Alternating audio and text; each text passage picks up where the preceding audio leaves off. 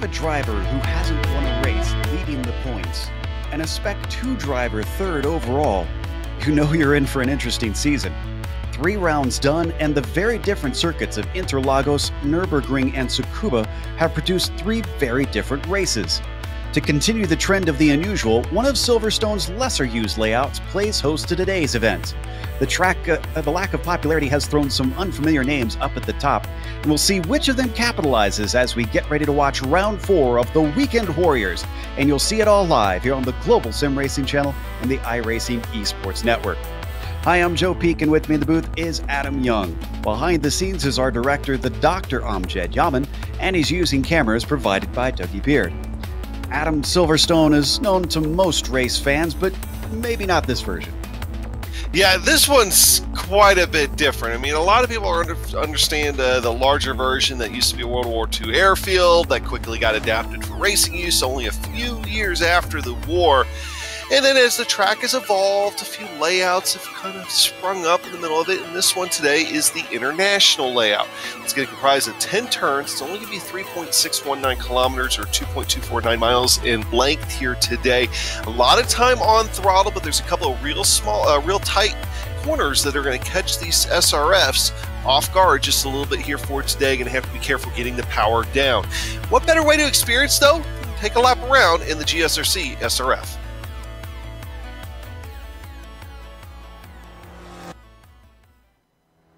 Alright, we're in the GSRC SRF, so let's do a lap around Silverstone. Cops probably won't see many passes because it's incredibly quick and there's very little braking on your way in. If anything, most drivers will be worried about balancing the car with the lift throttle oversteer being an ever-present threat. Try to get the power down as soon as you can without bouncing over the grass and AstroTurf on the exit, and then you're headed towards Maggots and Beckett's. However, with this being the international layout, you won't be traveling fully through this set of S's. It's got some really tricky braking that's likely to catch a few drivers out as you dive off the main circuit. Getting back on the gas early will be important here because it's a pretty long run on your way down to the next hairpin. The draft might come into play a little bit, but really most of it will simply be making sure you carry your momentum. I expect the vast majority of pass attempts to happen in this part of the course. What's awkward here is the braking takes you across the track, so if a driver makes a late defense, it can sometimes cause 2 people to tangle. It's a really late apex around this tight right-hander, but it will lead you back onto the GP course. Passes will be tough from here on out. About your only good opportunity is on the run from Bridge to Priory.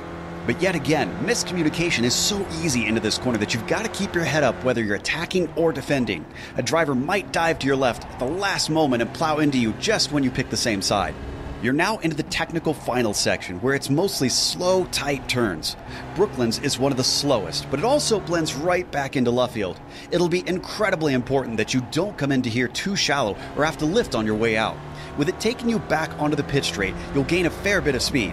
From there, all you need to do is minimize your steering input on your way through Woodcote, and you've now hopefully finished a lap around Silverstone.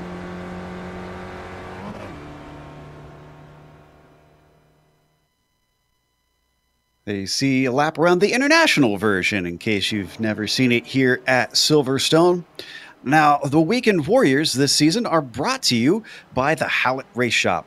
Hallett Race Shop is located at the Hallett Racetrack near Tulsa, Oklahoma. They're a full-service SRF shop, an authorized customer service rep for SCCA Enterprises, and owners of the Hallett Racetrack.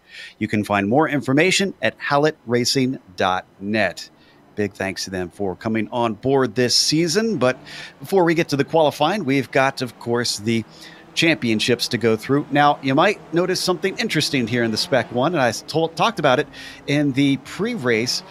Elson and Gaspers, they're up at the top. And look at that, Donald Fitterer. He's actually a Spec 2 driver, but because he's in the top 5, we figured you might as well include him in here. Sadro and Jerry McAreevy round out the top 5 overall. Jerry moving up 2 spots to join them. What about the Spec 2 championship? I mean, we already know who's leading that over there, Adam. Yeah, I mean, Federer's doing his best to run away with it right now and showing up on that S1 leaderboard. Bob Kern, though, continues to make moves. He moved up a few spots last week, moving up another few spots here for this week. He's sitting at 2nd on the leaderboard. Last week he was 4th. Third's going to be Jeff Jacobson. Christopher Patterson does drop a spot, and Dominique Barreau showing up now at 5th in the standings as well. So, you know, Joe, once you get past Donald Federer, racing pretty tight in those S2 standings. Yeah, I'm curious to see how that's going to play out today because there could be some good points on hand. In fact, let's look at what today includes with the race details. As mentioned, we're on round 4. Now, they get 3 drop weeks this season, so that could help the likes of David Gaspers, as he's going to be missing today, and I think he said a few others this season. The cars are open setup, but you can see right there, 35% fuel compared to what the real cars can have means that this 40-minute race will include a single pit stop. Now, the points are actually rationed, so even though there's fewer cars here today, you still have to finish in the upper half of the field to try and get a really good chunk of them, because basically last place will always get 25 points no matter how many cars show up. Incident penalties include 10 incident points, lose you 3 points on the championship board, and they have a single fast repair waiting for them if they run into trouble, get any sort of damage. This track, though, not as known as being as aero sensitive, so we might not see as many drivers use that spare car. Looking at qualifying, though, a name that I'm pretty sure we've seen in the GSRC broadcast previously, but not in a while. Sven Demmel currently our fastest. And then another name next to him on the front row, Brando Valeriano, is currently in second place. And then from there on, we start to see more familiar faces. Yeah, you got Jason Perry back there, Steven Elson right now sitting 5th on the leaderboard, Daniel Sadro. But 22 cars in the field today, a few names that we haven't heard of in a while. And so that's going to definitely mix things up, I think, in the point standings. We could revisit those point standings here for next week. But it's also a great opportunity for some of those guys that have kind of been on their luck just a little bit to try to get some good points here for today. But as you mentioned, Joe, with the way they ration the points, they really got to have good days. And then you got the wild cards of Sven and Brando out there that could steal a lot of those good points away, depending on how things play out. Another thing you mentioned, Joe, about the aero sensitivity here. One thing I'm noticing here in the difference between practice and qualifying speeds. In the practice, some of them were drafting and everything else. It's worth a good couple tenths of a second a lap. But at the same time, once the field breaks up a little bit, they will, that'll become less dependent. So it'll be interesting to see how that plays out. But definitely a little bit of a wider circuit than what we saw last week in Tsukuba. Certainly. Hopefully it'll give them some chances to pass, though. Some awkward corners. I know when I was trying to get the lap guide ready for this one, Adam, it took me a few tries to get that entry into Maggots off to the shortcuts through the course. That is a nasty little braking zone. It is. There's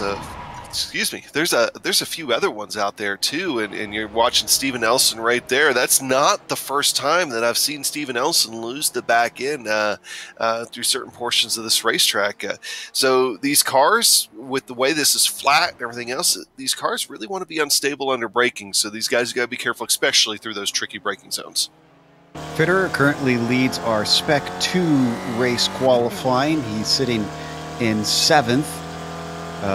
We were wondering last race on whether or not Steve Elson could continue his first 2 podiums. Well, the answer was no. He wound up 6th last week. So sadly, he only has his first 2, but he's still leading the points, and his main rival in the points is not here today. Sitting 5th in the qualifying, the number 56 car, does look like he could wind up still up at the top after all is said and done. I guess we'll find out in 40 minutes' time. It's getting a little cloudy out there, not too unusual for the English weather, but what are we looking at temperature-wise for the track, Adam? Yeah, temperature-wise here, with those clouds, it's keeping the track temperature only down to about 80 degrees, so that'll help out these guys just a little bit through those tight corners, especially once it gets heat in the tires. So weather, I don't think it's going to play too big of a role here for us today, unless we see the clouds move out. We get a little bit of sun, because in this type of scenario, in true British weather history, we will see one part of the track be nice and sunny and the other part of the track cloudy, and that's only if we do actually see some sun here today. 5 minutes left to go in qualifying. This is your pole sitter still, Sven Demmel. As he crosses and actually improves to a 34-1, making it half a second between himself and Brando Valeriano. Now, we've been watching this whole season on the iRacing Esports Network, and we continue to do so here today. If you've been enjoying that, make sure and subscribe. All you got to do is go to their YouTube page, click the big red subscribe button, and you'll get all of IESN races in your YouTube feed. So we're seeing some wide gaps up at the front. It's 5/10 back to Brando, and then another 2/10 back to Daniel Sadro in P3. It's only at that point that you start to get within about 1/10 of one another between Sadro and McAreevy. Yeah, you can definitely tell we've got a few guys that have this location here figured out. So, that'll not help the fact that they might try to break up just a little bit through the middle part of the race. We saw that at Tsukuba last week too, though. It seemed like you had your bunch of smaller packs more than anything else. And I think you might see a little bit more of the same here for today, but of course a little bit more drafting involved. Wow, McAreevy trying his best to catch Sadro. There is now 1/1000th between himself and the number 51. And that last lap of improving to a 34.9 for Jerry. Right on board with Brando, second place. And unfortunately does not improve that time by. His best at a 34.7. Has some work to do to try and get up to Sven.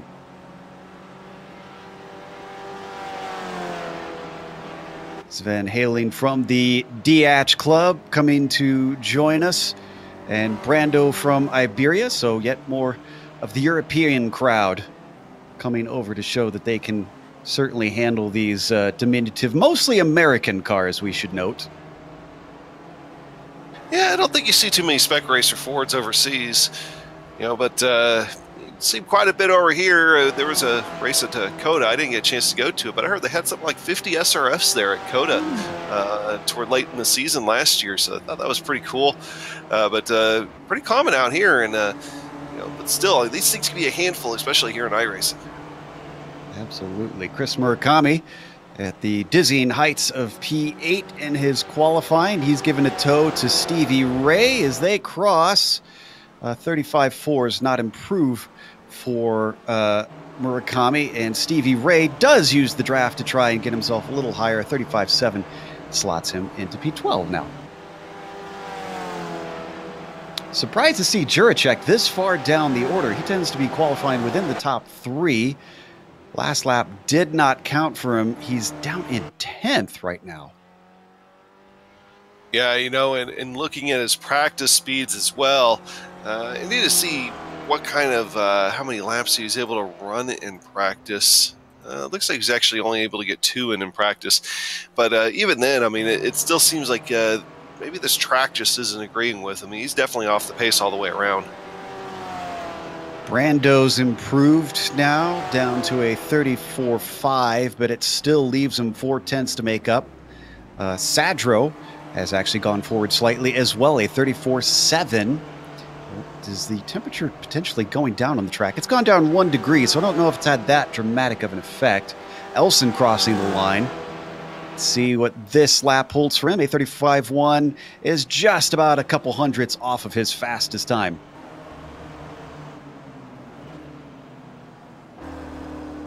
Right on board with Jerry McAreevy. Currently sitting on the outside of row 2. They're starting to run out of time to get some laps in. You can see some cars there off to the right diving into pit lane have decided they've got enough. And this last lap for McAreevy, a 34.7. Does that bump him up? No, unfortunately it does not, even though it's his fastest lap time thus far. We just got Elson out there trying to lay down a good time. I thought I saw Federer. He might be trying to get back around before the checker comes out and maybe try to get another lap in. Sven Demmel actually looks like he might be trying to see if he can improve upon his time here. Coming to the line. Get one more lap to try and do so if he does not. And he does not, actually, although he's very consistent. 2 laps in the 34.1s doesn't bode well for those around him in terms of race pace.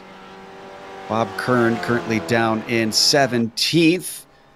He crosses the line, but it's a 37.5 for him. Checkered flag comes out, so that's going to be it for qualifying. Let's see who's getting ready to cross. Steve Elson, our current points leader. Let's see if he can go higher than 6. He's on the outside of the 3rd row, out through Woodcote. Across the line, it is not an improvement for him, sadly. Our Spec 2 pole sitter, Donald Fitterer, sitting 7th overall, is going to abandon his final lap. Doesn't feel the need to try and go again. Then we've got McAreevy over the line. A 34.7. His last lap was his fastest one. This one, not going to improve, a 35 flat. Let's see, this is the last chance for Miroslav Juracek to try and make sure that he starts a little bit higher than the 5th row. Again, highly unusual for him. And a 35.3 puts him in 9th place only. So only 1 spot up.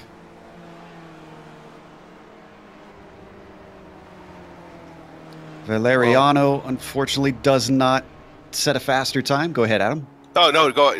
That's fine. I was almost exactly what I was getting ready to talk about. I think Bob Kern's going to be our last one. Still down in 17th. Trying to find that last little bit of speed around Woodcote. What does the number 206 have? Nothing faster. That's a 36.5 for him. And it rounds out our starting order. All right, let's go through your grid for today's race. Round 4, newcomers Van Demmel will be on the pole. Brando Valeriano will be P2. Then the inside of row 2 will be Daniel Sadro.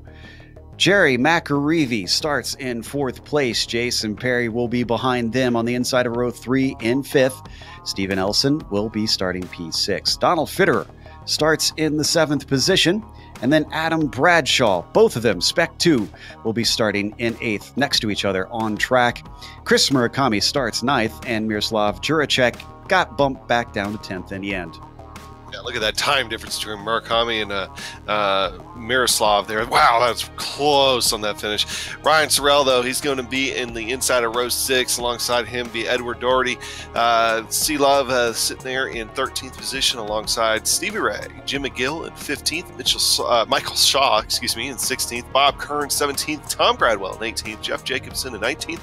And Zachary LeVay in 20th. I'll go and round it out here. Joe Ian Wilson and Gary Wobold will be the 2 rounding out the field here for today of 22 cars.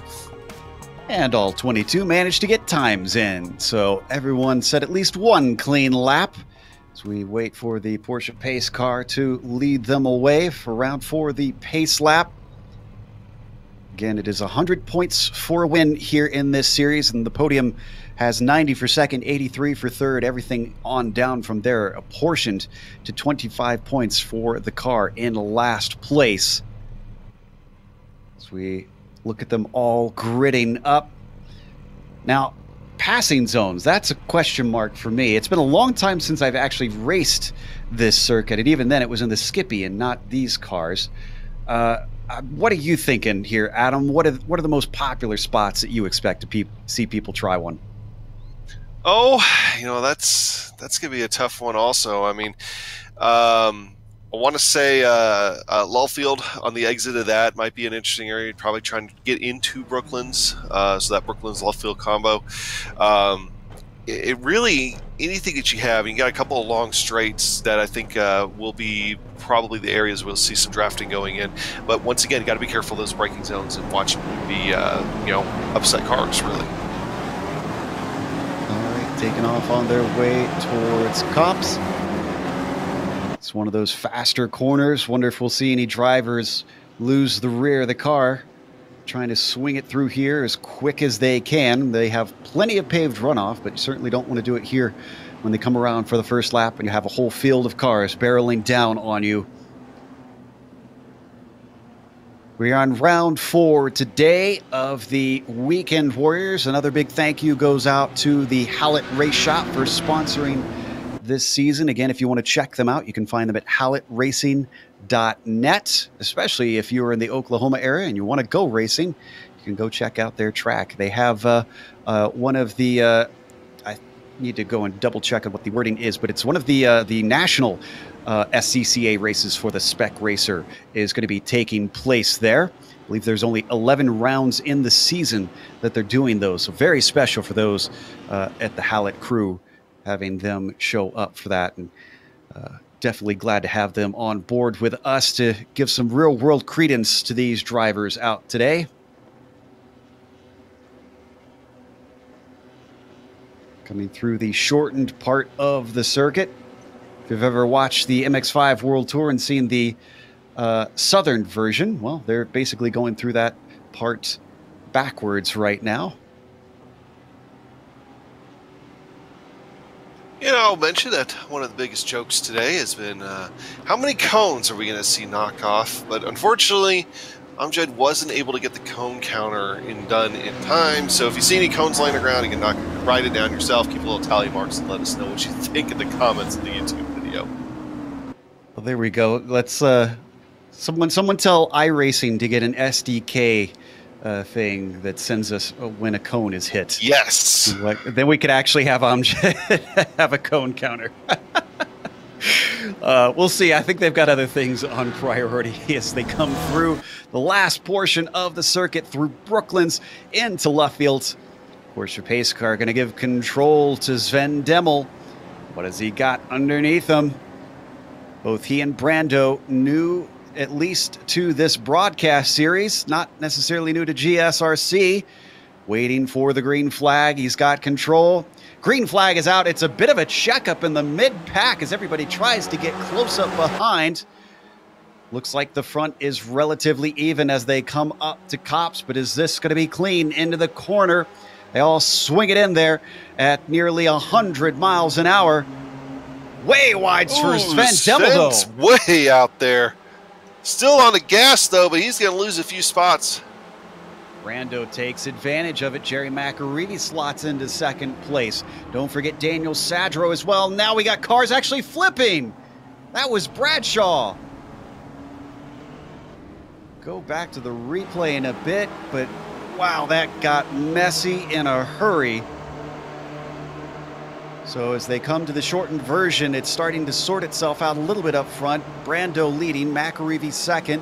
Sadro third, and then you got a battle for fourth with Perry trying to go up the inside, almost outbreaks himself into Sadro. To the outside of him is our pole sitter Sven Demmel trying to come back at him. He gets the launch off the corner. He might be able to claim this one back, but he's got to get through bridge first.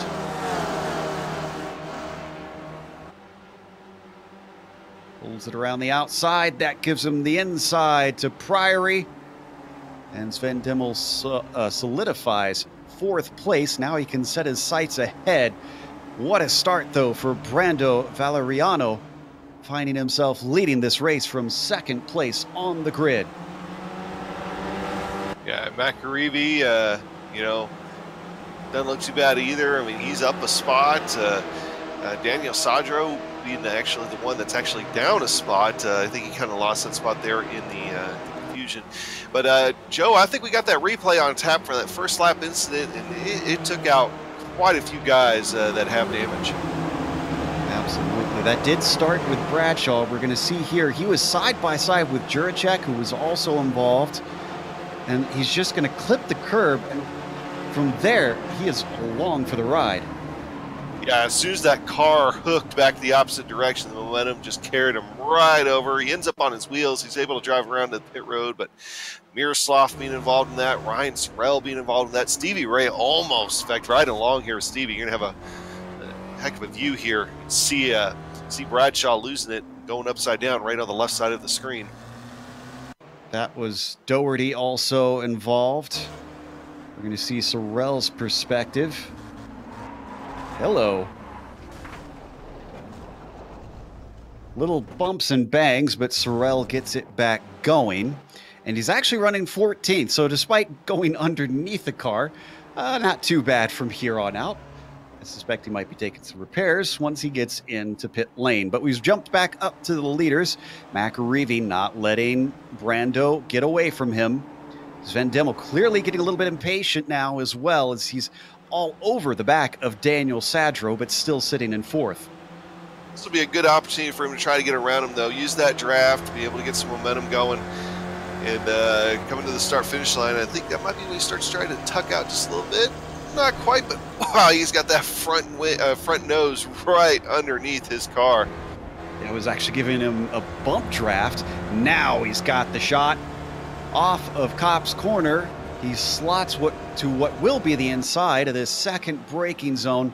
Sadro has no way to fight it. He just lets him have third place. Ooh, almost locking up the brakes though. Sven Dimmel clearly in a hurry. Well, Sven showed that he's got a couple of tenths of a second on some of these guys here, or a couple of tenths a lap, excuse me, on these guys. So be looking for him to try to make some moves. But here we go, battle for the lead.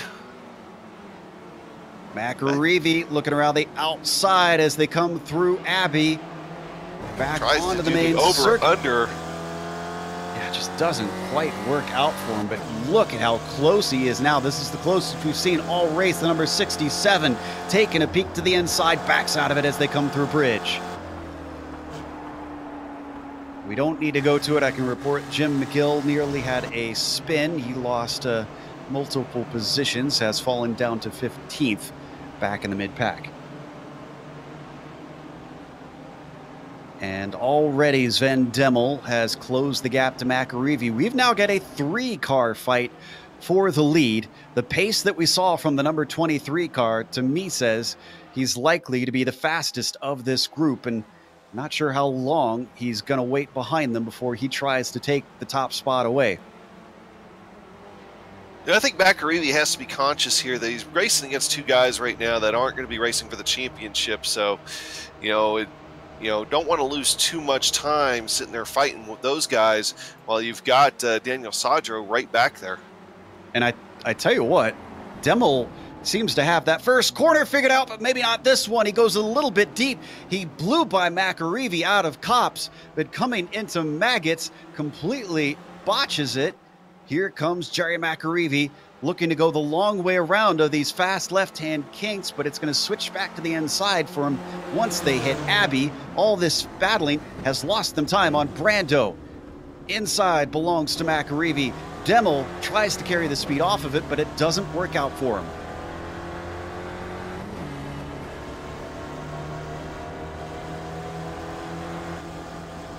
Exciting stuff, but certainly playing into the hands of the number 46.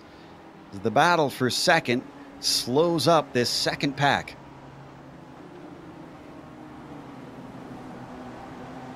Down through Brooklands and into Luffield. This is where I want to keep half an eye on Sven Dimmel. 2 laps in a row, we've seen him just fire that car out of Kopp's like it was shot out of a cannon. Whatever he's doing compared to the other drivers around him, it is working way better for him. Yeah, and he's got that part figured out. If he could just stop making just small mistakes here and there, I mean, he'll be able to catch back up to Ballerino in no time. But Ballerino right now, he's looking in his rearview mirror. He's seeing those guys go at it. He's like, keep going at it, boys. Because every time that he sees anybody trying to make a move, that's another couple tenths a second he's gaining. Had a little bit of a run, but this time it's McAreevy who makes the mistake. And a bobble behind them that you saw from Sadro. It's going to be wheel to wheel again. We'll jump back to some of the other battles in the mid-pack in a moment. Oh, and another little bit too much curb for McAreevy. Almost lost it in a straight line. They break for the hairpin. Last time it was McAreevy to the inside. This time he's looking for the switchback. It doesn't look like there's just enough speed for that. Meanwhile, behind them, Steve Elson and Chris Murakami have been in a nice little fight. We got a replay on a passes.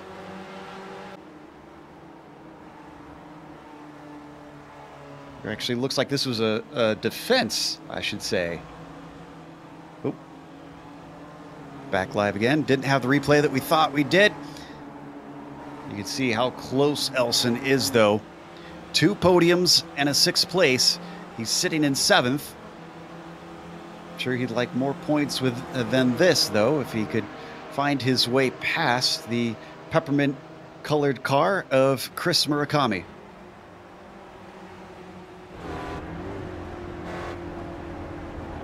Riding on board with Steve now. He's within the slipstream. Not sure if he's going to have quite enough straight, though. You can see ahead of them, that is Jason Perry as well. If Steve manages to get by Chris, Jason not far enough up the road that he could feel totally safe, especially if Steve has got as good a pace as it's looking like here. But when there's a battle for third happening right now, as McAreevy is under attack from Daniel Sadro, who got to the inside of him. Meanwhile, on screen, side-by-side action into the hairpin, and Steve gets it done around the outside of Chris.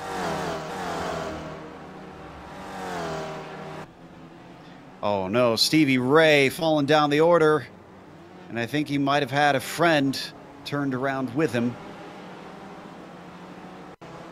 Stevie had himself a pretty good race going too after avoiding that lap 1 incident. Looks like it's Michael Shaw right there. Both of them had their own independent errors of each other.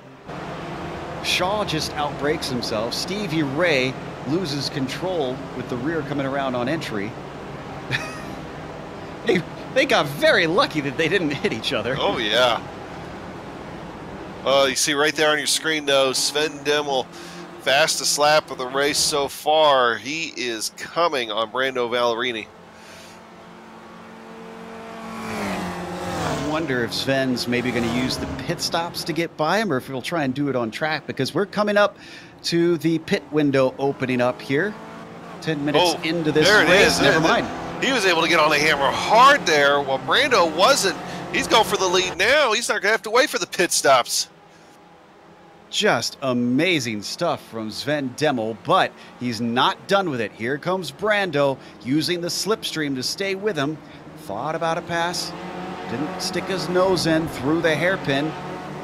So he'll have to settle for second, at least for the moment. Oh, and I think Sea-Love has had an issue. Looks like a few more cones have fallen by the wayside. One bent up rear end on an SRF. I didn't hit anything. Oh, okay. Seemed like, unless it got... here's the replay. There's the cones. Might have gotten clipped from behind. It was awful close with the car behind him, but as we come back live, he's actually fallen all the way to 20th.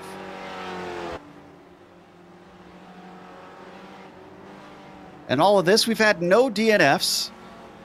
Juracek and Bradshaw both took their spare cars, and they're still on the lead lap. We have had our first pitter, Steve Elson, comes in. So I went back to looking at that Sea-Love incident, and Tom Gradwell was the one that, at least the sim thinks that it got into the back of him. So he's got some front end damage now, and he's going to be under attack here after he moves up to 9th from Ryan Sorrell, who's moved up to 10th, and Jim McGill in 11th. So these guys that had problems earlier on in the race that are trying to recover now, and you know, a lot of them do have a little bit of damage, so that draft will be playing a big role for them. There you see our top 5 on screen. Demmel, Brando, McAreevy, Sadro, and Perry, all running within about 5 seconds of one another. One mistake could be costly. Elson's returned to the track.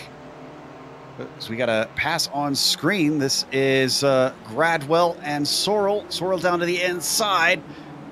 And I think he's got it done.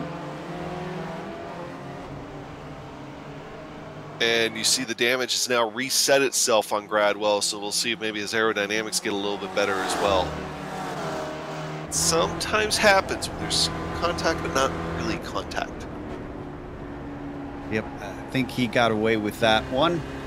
Just managing to avoid it. Oh, and Sven Demmel is in. Sven Demmel taking an early stop. Interesting. Currently, our highest pitter is Steve Elson, but that will probably change now. The number 23 comes down to his pit stall.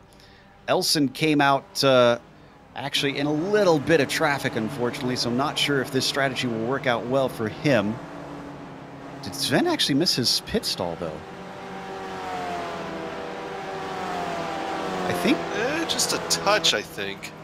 Well, he was forward for a bit. Yeah. He waited a while. This actually might lose him the lead.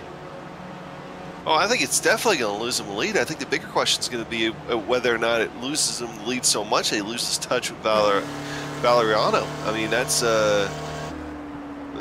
got to be worth at least a couple of seconds right there. Now, he's got the pace, but he's going to click off some laps, and right now, immediately, he's already finding himself in traffic right away when he gets back out on track.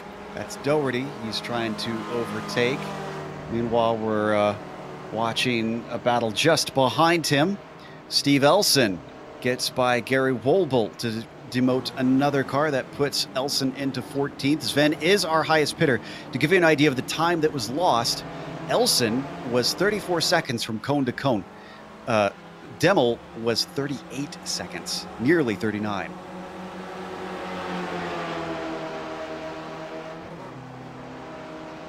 So as we watch Sadro and McAreevy work a little bit together to find some extra pace. They're currently running second and third since Demmel's now pitted. They got promoted up one position each. Although Sadro not content to sit back there, he's going to pull it alongside. Now he lifts and lets McAreevy stay in front of him. Oh, McAreevy, though, that is not going to keep him in front. Bounding over the curbs and gravel. That might have actually damaged his car. He went airborne at one point. That was Perry you saw going by after that. Let's watch the replay. This is from on board. It's a case where it's a good thing it's not really physically happening to the driver, because I think he would probably have a few back problems after this one. Yeah, it was just a classic case of the injury messed him up. It was that almost that half jump he took when he transitioned back to the concrete that I think's damaged his nose just a touch. But yeah, that's not the way McAreevy wanted to do that. He did the wise thing and just taking that chicane though to be able to get back out on track, and thankfully kind of limited his losses. But losses were still significant nonetheless. You can see he's staying right in the tire tracks of Jason Perry. But so far, McAreevy's not looked very strong coming out of Kopp's corner. He's going to try anyway, sticking his nose to the inside. Perry does not defend. But can he get him with an over-under potentially? McAreevy through the corner, keeps his speed up, but Perry keeps his speed up better. Instead, thinks he'll work with him, gives him a nice little bump draft.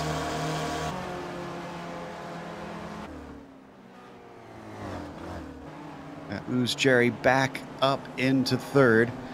What this has done is given Daniel Sadro the chance. Oh, and Jerry McAreevy screws up turn 2 yet again. Perry's going to come back at him. It's the outside here, but it switches back to the inside for the hairpin. Little lockup of the brakes from Spider-Man, but he's through.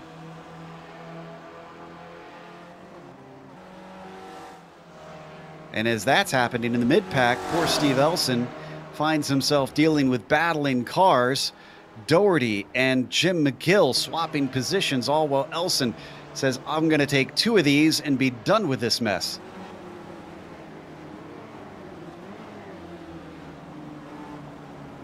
Nicely done by the number 56. That gets him up to 12th now. He has been trying to chase down Demel. The gap between those two is about 3.2 seconds. They're both our highest pitters, though Demel, we know, had a slow pit stop due to missing his pit stall.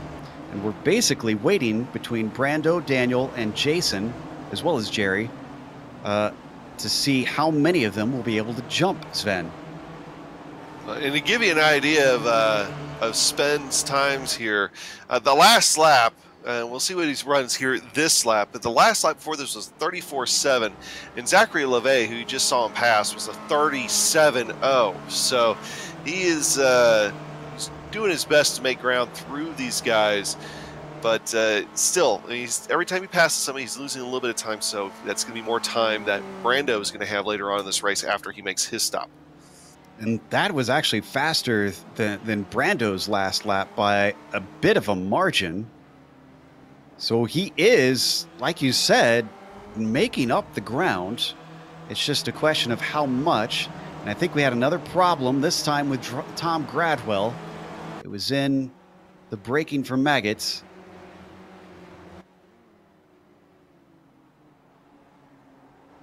This just is a hellish corner in these cars. I think that's what, about the 5th time we've seen someone just on his own let the rear come around there. Yeah, I think 4th or 5th, yeah.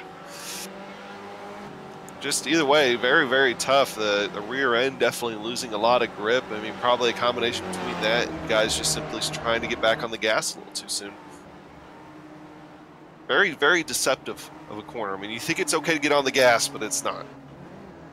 Meanwhile, we've jumped back to Elson chasing down Gradwell. This is for position. And Elson is dropping off more and more from Demmel. Was 3.5 seconds, has since grown to nearly 5. Good run down the front stretch. Gradwell's just going to hold left. He's not going to fight it. Elson swiftly through the inside, up into Copse. And that moves Steve up to 11th.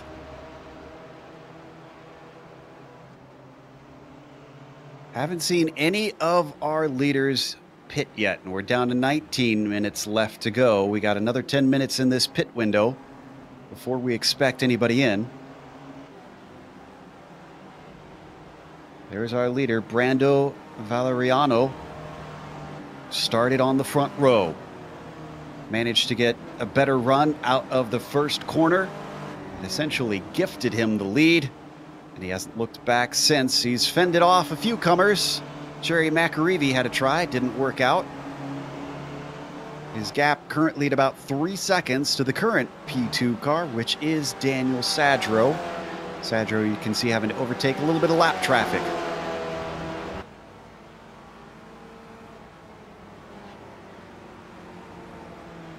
From there, our closest battle within the top 5 is for 3rd place.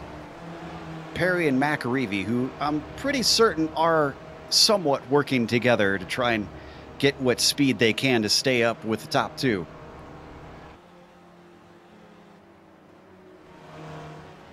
Yeah, a little bit of that old bump draft and everything else, and while that's going on, we can move Sven up another spot. He's going back up to 8th position. He's the only car on the racetrack still running 34s. He's absolutely tearing through this field. Unbelievable pace. And we've got a couple more takers. Doherty pits, Gradwell pits. Don't think anybody else has come in, though. You see the New Yorker getting a little bit of fuel, probably getting a spare car, I imagine, because he was a part of that big incident on lap 1. He returns out in P18, getting the car going once again. Back to the battle for 3rd. Perry still leads McAreevy. That is Woolbolt ahead of them. They're now getting ready to lap that car, but I thought Woolbolt was going to come into the pits. He's just pulling over to let these two through.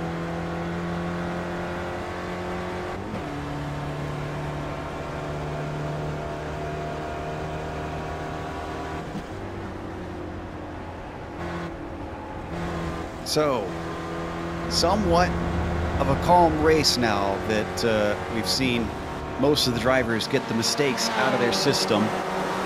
Fewer and fewer spins happening. Ryan Sorrell going to take himself in for a stop. Jeff Jacobson follows him from immediately behind.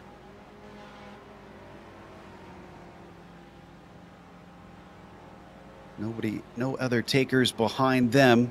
Certainly getting some split strategies. We saw that at Tsukuba as well with these shorter circuits. It opens up the possibilities of when and where you want to take your stop.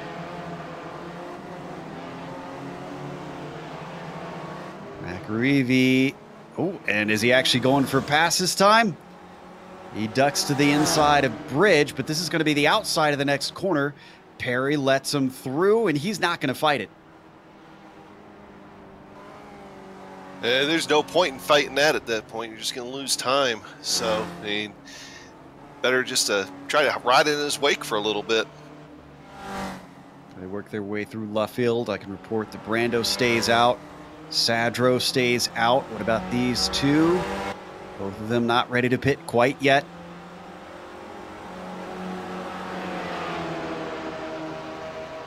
Got a little bit of a battle happening in 11th. This is between Adam Bradshaw and Michael Shaw. I believe Bradshaw is either third or fourth in the Spec 2 championship. I see a 342 number on Jim McKill, but I'm not sure if that means he's a Spec 2 driver or if we've started a Spec 3 class all of a sudden. Actually, McGill's heading in for his stop. Right on board with Shaw.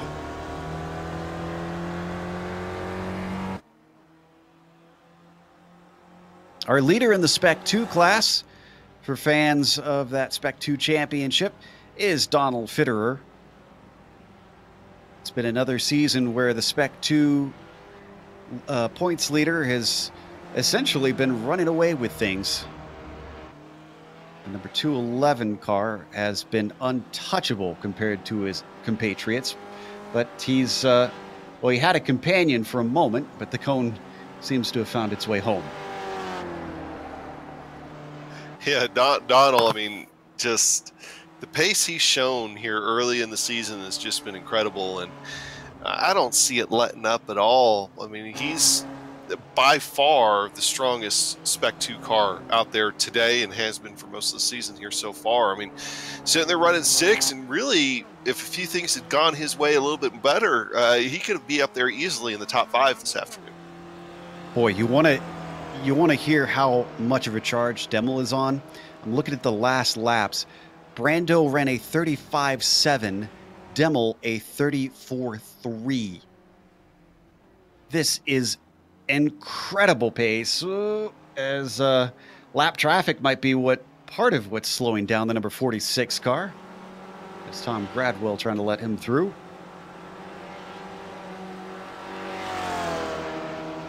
Oh, and something happened to McAreevy. I think I know which corner is Jerry's least favorite on this layout. For who knows how many times this has been now, he finds himself just not on the right line and once again bounding over the grass before he returns and loses a little bit of time to Jason Perry.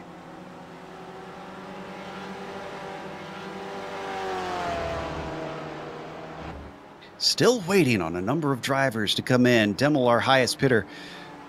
Elson, the second highest pitter, who was within about 3 seconds before, is up to 8 seconds back from the number 23.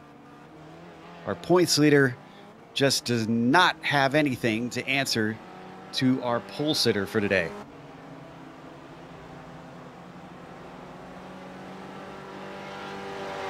Here comes Jason Perry down pit road. This is the first of our leaders other than Demel. Finally take one. This will be a good measuring stick to see how far Demel comes ahead of Jason here. Sven is, he's going to be well past, actually. Sven's already coming across the start-finish line right now, and Perry just hit his pit stall. There goes Sven by. Perry's still stationary. And now he's finally out. Yeah, that is a huge, huge gap. That extra time in the pit stall for Sven really meant nothing, it seems like. No matter what, the pace of this number 23 is untouchable.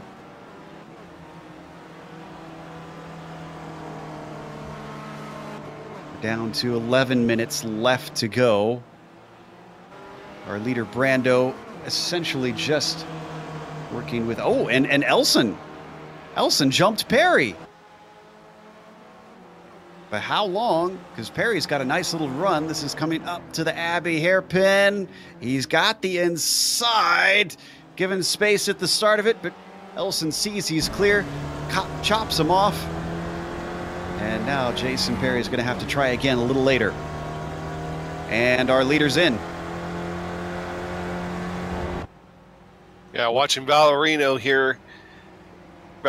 excuse me, he's coming down to his box. On the brakes. Well, actually not on the brakes quite yet. Seen Sadra right behind him. Long way down. Murakami pits behind them. This is our leader. And there is our driver who was on the pole, Sven Demmel, coming down, and he's passed, and this is going to be very easy for him. Valeriano slots back into second, and there isn't as big as a gap as I expected.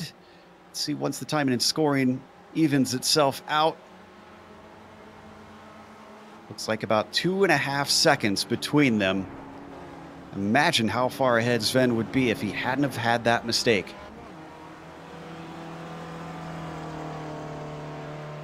I just cannot believe the times that Sven is still putting down. So he didn't come back to the lead, although it will eventually cycle around to that, we believe. Jerry McAreevy is now your leader. He has yet to pit. We're waiting on him and Zach LeVay. Ian Wilson just comes in now. And we do have our first retirement of the day. Miroslav Jurczyk is decided to call it an afternoon. Yeah, seems like he was a little too far down. Didn't think he could catch anyone up. Meanwhile, Jerry McAreevy now comes in. That's going to hand it back to Sven Demmel.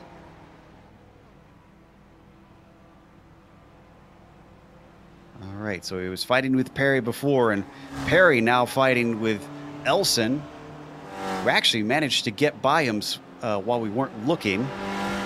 What is this going to do? Because they were probably slowing each other up. McAreevy's already hit his pit stall. Perry's coming past the start-finish line now. McAreevy's going. Oh, this is going to be awful close. McAreevy's past the cones. He's accelerating away.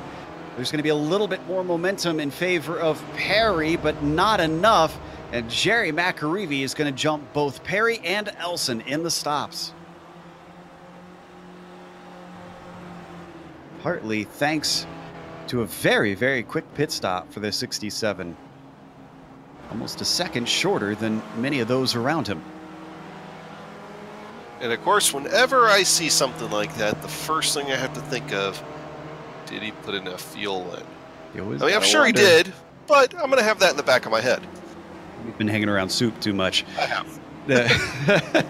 8 minutes left to go. Real quick, I want to check in on our Spec 2 leader because we haven't given him a lot of love, but, well, he's not been doing a whole lot this race. Donald Fitterer sits in P7 overall, but he's got 10 seconds up to Elson and then 5 seconds back to Shaw.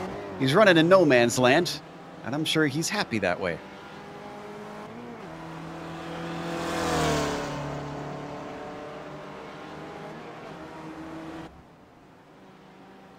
We lost a decent amount of our battles through those pit stops. Closest still between Perry and Elson. That's now for P5 since everybody has cycled through. Do have a little bit of one back here in the mid-pack. This is Murakami you see in the red and white. The yellow and red is Jim McGill. This is for 14th. Yeah, they've been close to each other here, and no surprise, their pace has been about the same through practice, qualifying, and so no surprise they find each other here in the race. I mean, deep in the field, but still every little point counts as we get through the meat of the season. Absolutely. We are looking at 21 finishers out of 22 starters, which is excellent. That's a pretty good rate of drivers finding their way to the finish. Jason Perry and Steve Elson have remained very close. Elson actually gave him a bump draft yet again on his way out of the Copse corner. They're going to lap Wobel one more time. He tries to stay out of their way. Oh, but Elson didn't feel confident tracking out. He went way shallow, and that was costly.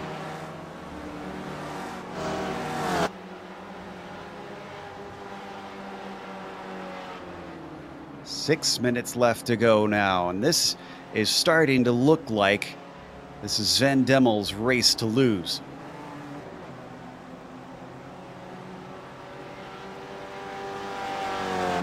Last lap is a 34.5. This one a 34.4. Compare that to Brando behind him, crossing the line at a 35.5. 9/10 of a second faster. There has been something that he has found to be able to continuously run those low lap times. There's nobody even close to him on the track right now. You know, that's just amazing to me, because he's going to have the oldest tires of the bunch now and everything else. Right, the car's a little bit lighter now, the fuel's starting to get a little lower, but his pace has just been incredible this entire race, cutting in and out of traffic to be able to make up that ground. Just incredible. If Gaspers isn't watching right now, I hope one of his friends is getting on the phone and calling him up and saying, you need to tune in, because you might have some competition. I don't think we've seen anybody in a while with this kind of gap over the field. Granted, it's a smaller field today, but we know some of these drivers are not slow. Sadro is fast, McAreevy's fast, Perry tends to have incredible pace. So for Demmel to be dominating this in this fashion, I want to see he and Gaspers go head-to-head next round. Oh, we should talk him into sticking around for a while. Great series, you know. I mean, him and Valeriano here make fantastic additions, but I definitely think a few guys would be put on notice if they showed this kind of pace anywhere else. Absolutely. Down to 4 minutes to go. That's your second place driver, Brando Valeriano. Started on the front row in second place. He's running P2 and really looks like he both can't catch our leader, but isn't too worried about the car at the final step of the podium, Daniel Sadro. Credit to Daniel. It's not been without its excitement today. He's had to fight a little bit for it as we ride on board one of the cars behind him. This is Elson. But Sadro basically working his way to another podium in the number 51.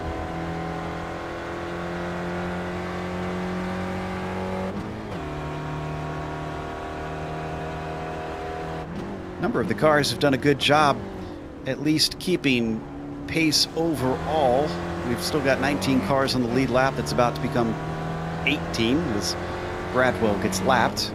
Bob Kern now the last driver on the lead lap.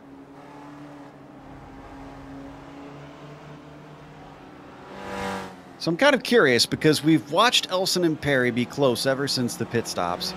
Elson's just hanging behind him ever since Perry managed to get by. And I've seen him close up to the gearbox of Spider-Man, but Adam, do you think he's waiting for some last lap trickery, or do you think he's just struggling to stay up? I don't know if he's necessarily struggling to stay up, but I don't know if he has the pace to get around him unless he ends up having to throw it in there. I mean, it's going to be tough, but we are also coming down to the end of the race. I mean, we're probably going to have this lap and then the white flag next time by for these guys, maybe. And we'll have to see. I mean, Elson has speed. I just don't know if he has enough to get around Perry. That's where we're usually seeing him getting close, is right there, out of Copse towards the Maggots-Beckett sequence. And the rest of the lap, he starts to drop back a little. As they come through out towards the Abbey hairpin. He's staying with him this time. This is looking a lot better for Steve Elson. A bit of a defensive move from Jason Perry down into the hairpin. Elson looking to square off the corner, get the launch off of it. Doesn't quite totally work. It also doesn't lose him time.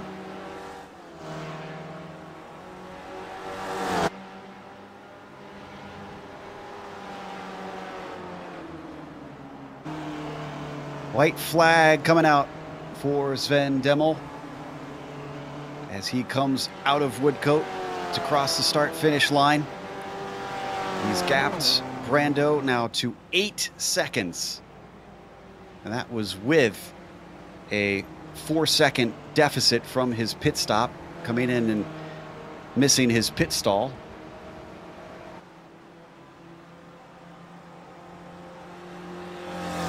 Ooh, Elson now on the attack, though. So we've jumped back to 5th.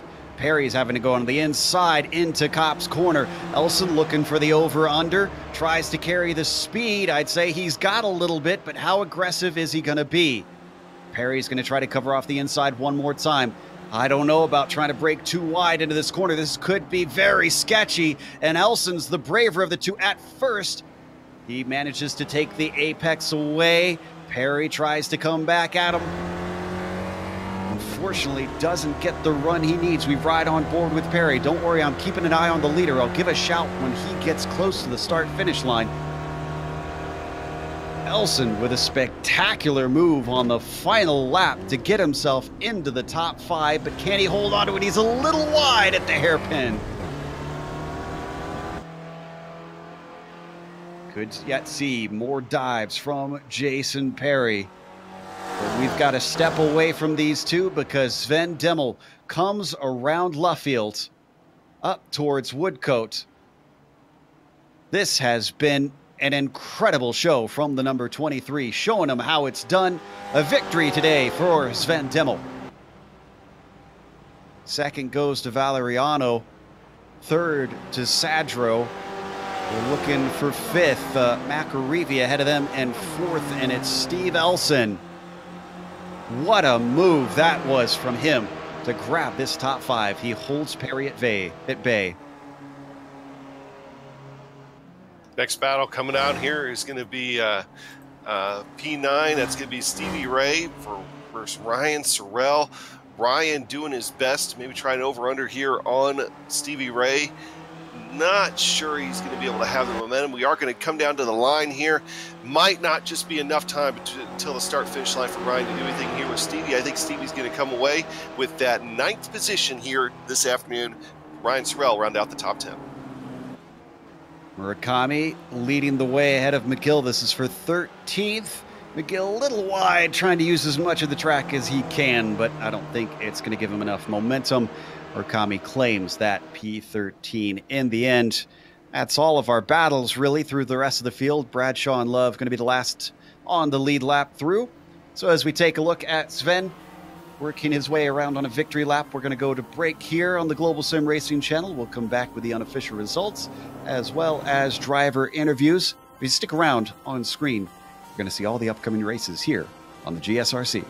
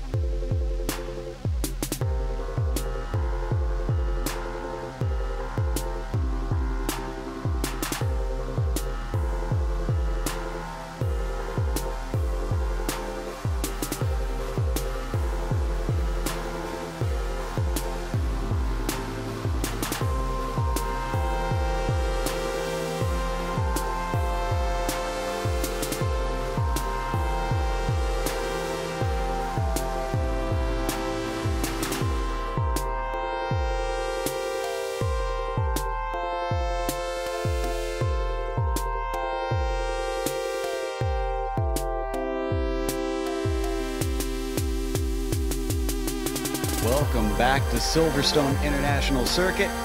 Well, we just watched round 4 in the Weekend Warriors, and Sven Demmel, newcomer, comes in and dominates. Despite having a slow pit stop, by the time the pit cycled around, his incredible pace gave him the lead back. Brandon Valeriano, who started in second, just had no answer for him, but ran a comfortable race to finish where he started. Daniel Sadro, same thing, from third to third. And then you go the same positions for Jerry McAreevy, even from fourth to fourth, but he had a lot more action, fighting quite a ways through this race. Steve Elson finished fifth, and he made a last lap pass to get by Jason Perry, who comes home P6. Then our Spec 2 winner, Donald Fitterer, coming home 7th overall. How about Michael Shaw, though? From 16th on the grid to finishing 8th. Stevie Ray takes a 9th today, and then rounding out our top 10 is Ryan Sorrell. Another big mover gets into 11th position. Jeff Jacobson, he started 19th today. He's going to get up to 11th. Edward Doherty in 12th position. Chris McCamey in 13th position. Jim McGill, 14th. Zachary LeVay, 15th. Adam Bradshaw, 16th. C-Love and his problems in 17th. Bob Kern, Tom Gradwell, Gary Wolbalt, that'll be 18th, 19th, and 20th. And to round out the field here for today, Ian Wilson and then Miroslav Jurček ended up being the only true retiree here for today. So 21 cars finishing out of a total of 22. And we've got the highest finisher of those 22 cars. That would be Sven Demmel.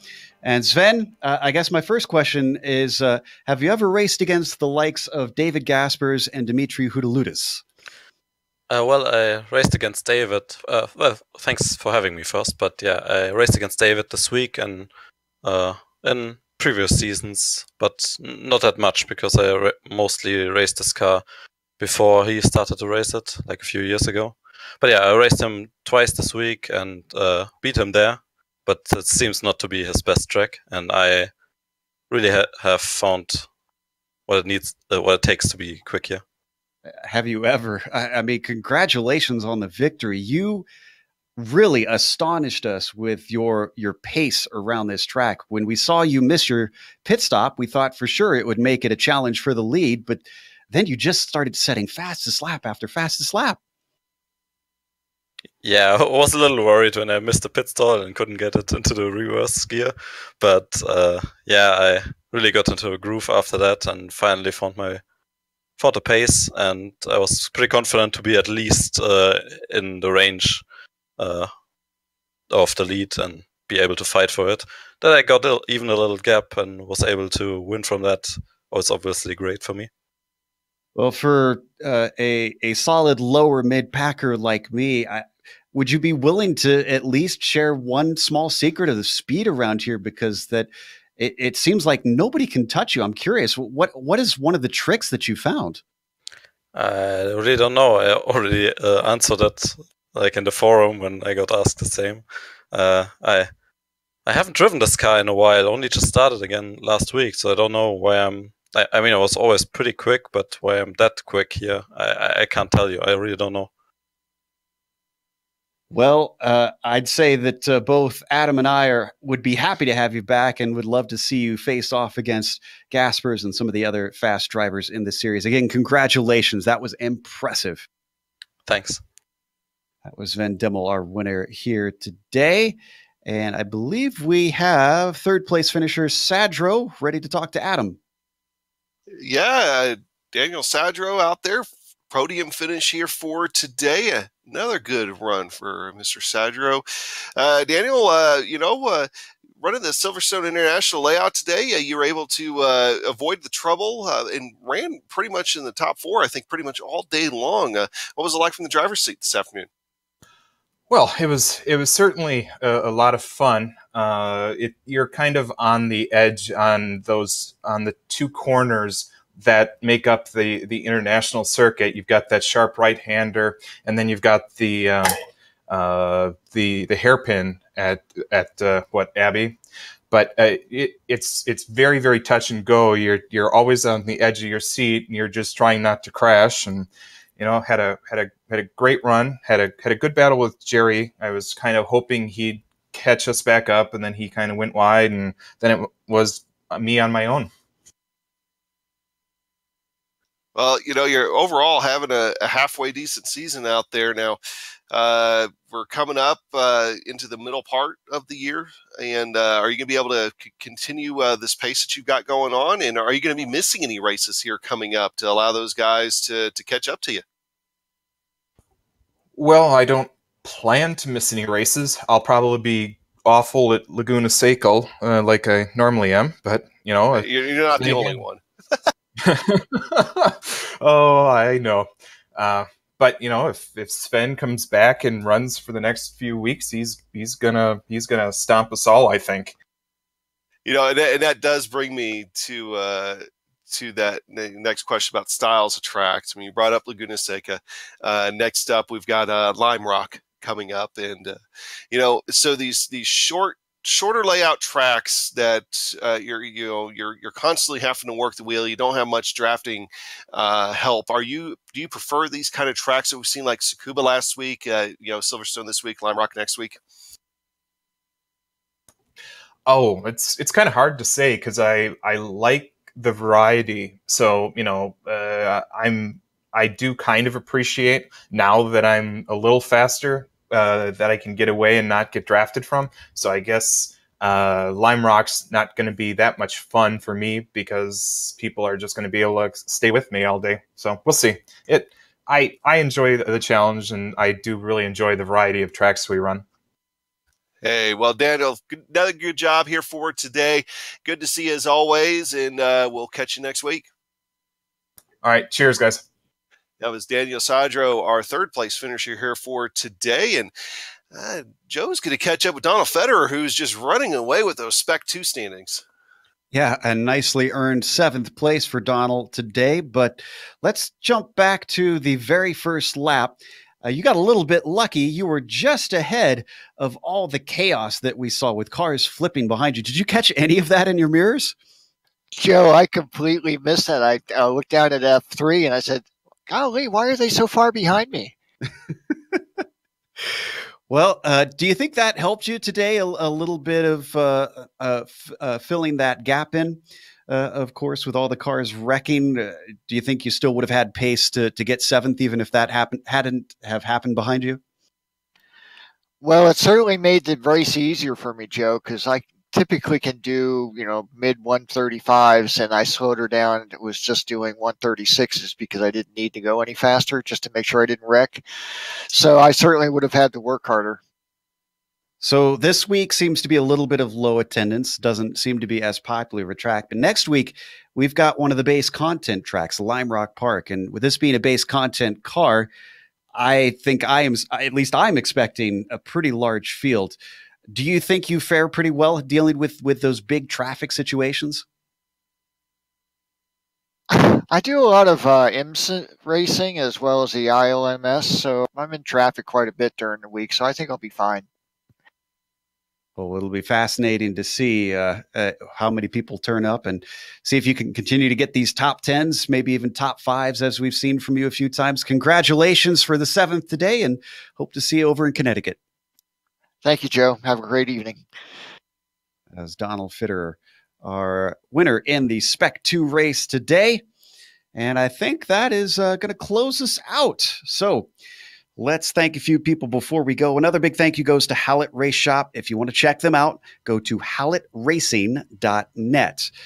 So once again, we can't thank them enough for coming on board for the Weekend Warriors for this season. And a thank you goes out to iRacing for putting us on the iRacing Esports Network. If you want to subscribe to their channel, all you got to do is go to their their YouTube page and click on the big red button that says subscribe. Thanks to the companies that provide the software and hardware for our broadcast listed here on your screen. And additional thanks go out to June Lalonde, who provides our wonderful music. See the screen for how to get a hold of more of her great work. Thanks to the team today, Adam, Amjad, and Dougie. If you'd like to find out more about GSRC, including upcoming races, you can find it at globalsimracingchannel.com. You can also find us on social media. We're on Twitter at GSR Channel, Facebook at Global Sim Racing Channel, and Instagram at GSRC_Graham. As we mentioned, we're heading over to Lime Rock Park for Sunday, April 14th. That'll be at 3:45 p.m. Eastern. Don't miss that one, because if you thought there was excitement out there today, that one is going to be a stunner. We also have upcoming races for other series listed on the screen, so check those out and mark them down on your calendar. But until next time, race clean, race hard, and we'll see you on the track.